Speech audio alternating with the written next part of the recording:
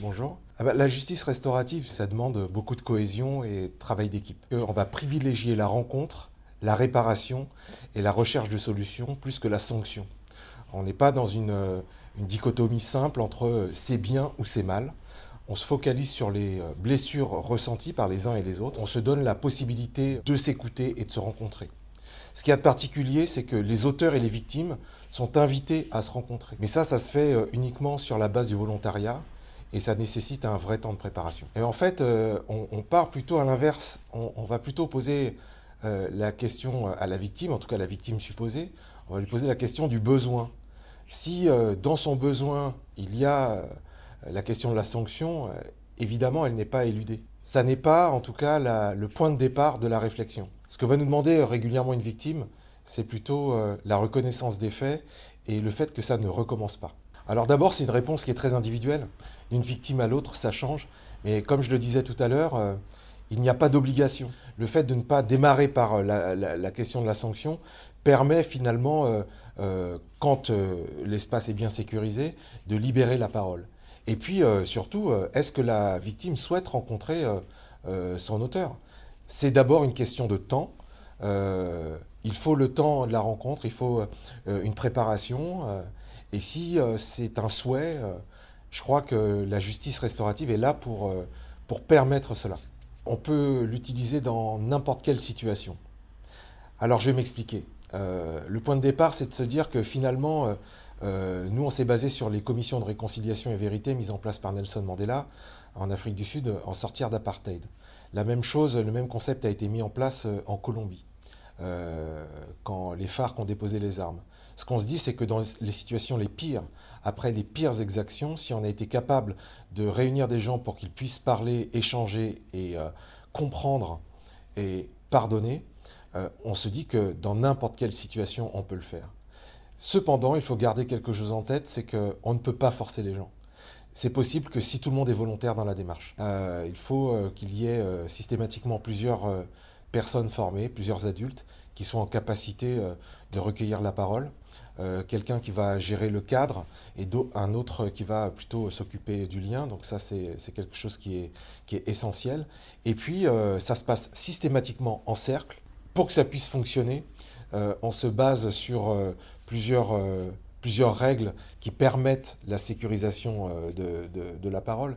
Ça commence d'abord par l'absolue nécessité de s'écouter. Le non-jugement, c'est la liberté de penser différemment de son voisin. Le respect dans les différences. La libre participation. Si on n'a pas envie de parler, on n'est pas obligé de parler. Et puis surtout, la confidentialité dans les débats.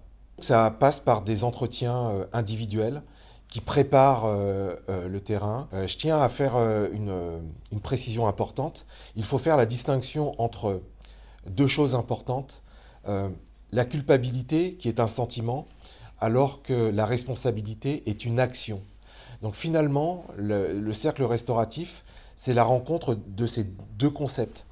Être responsable, c'est dire oui, je l'ai fait, oui, c'est moi qui l'ai fait, ou alors je ne l'ai pas fait, j'ai vu ce qui se passait et j'ai laissé faire. Quand un juge vous déclare coupable, moi j'ai tendance à dire que ça ne serait pas exactement le bon terme à utiliser. Il est responsable de ce qu'il a fait. Se sentir coupable, on ne peut pas m'obliger à me sentir coupable. Je peux tout à fait considérer que celui à qui j'ai fait du mal l'a bien mérité. Puisque je me sens coupable, j'ai envie de faire quelque chose pour toi. Le cercle restauratif, c'est ce qui permet, par la rencontre d'un auteur, d'une victime et de témoins, ça permet aux uns et aux autres de se mettre à la place des uns et des autres.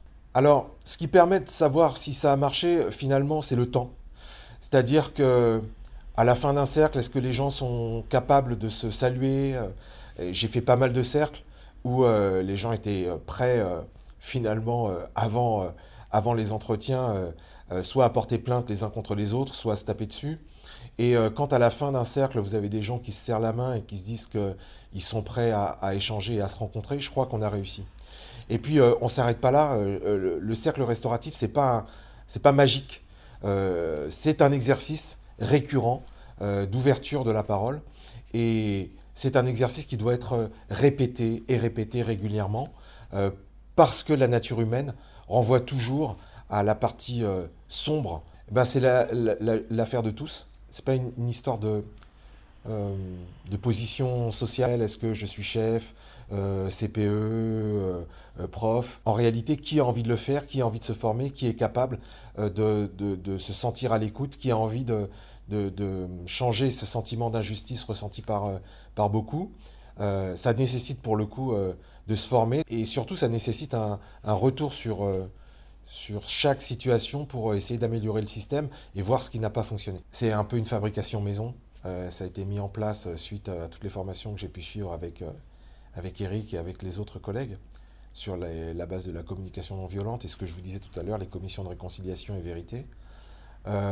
C'est une alternative à la sanction. C'est une proposition qui a été faite suite à un conflit avec un enseignant qui s'est retrouvé insulté en classe et la proposition lui a été faite de commencer par un dialogue en cercle avant de se décider.